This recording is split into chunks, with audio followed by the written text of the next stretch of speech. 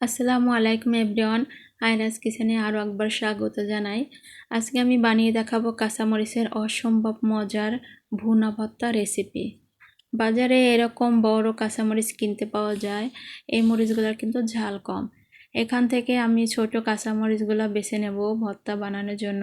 আর এই মরিচগুলো ঝাল নেই বললেই চলে। ভর্তা বানানোর জন্য এখানে আমি নিয়েছি মিডিয়াম সাইজের একটা পেঁয়াজ কুচি করে কেটে নিয়েছি, আর নিয়েছি বড় 4 কোয়া রসুন, 2 পিস চিংড়ি মাছ। আমি একটা মরিচ ভেঙে দেখাই, দেখে মনে হচ্ছে ঝাল হবে না। এখন আমি এগুলো 5 মিনিটের মতো সিদ্ধ করে নেব। সিদ্ধ করার জন্য এখানে আমি আধা কাপ পানি দিয়েছি। এখন সবগুলো উপকরণ দিয়ে দেব। আমি এখানে সবটা পেঁয়াজ কুচি দেই না, কিছুটা রেখেছি পরে দিবার জন্য। এখন ঢাকনা দিয়ে আমি 5 মিনিটের মতো সিদ্ধ করে নেব। আমার সিদ্ধ হয়ে গেছে এবং পানিটা টেনে গেছে। আমি এখন ব্লেন্ডার করে নেব। এখানে দিয়ে দিলাম আমি 2 চা চামচের মতো সরিষা তেল, আর দিয়ে দিলাম 2 চা চামচের মতো রেগুলার রান্নার তেল। আপনারা চাইলে একরকম তেল দিয়েও এটা ভুনা করতে পারবেন। দিয়ে দিলাম কিছু পেঁয়াজ কুচি, আর দিয়ে দেব এখন কাঁচামরিচের পেস্ট।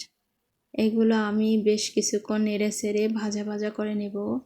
আর আমার রেসিপি ফলো করে এভাবে কাঁচামরিচ ভর্তা বানালে যাকে খাওয়াবেন সে আপনার কাছে রেসিপি জানতে চাইবে, এতটাই টেস্টি হয়। আর চিংড়ি মাছটা অবশ্যই দেবেন, চিংড়ি মাছ দিলে এর স্বাদ বহুগুণ বেড়ে যায়।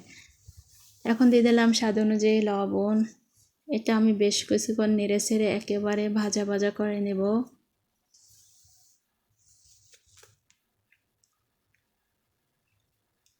আর এভাবে ভাজা ভুনা করে কাঁচামরিচের ভর্তা বানালে কিন্তু আপনারা নর্মাল ফ্রিজে রেখে কয়েকদিনের মতো খেতে পারবেন।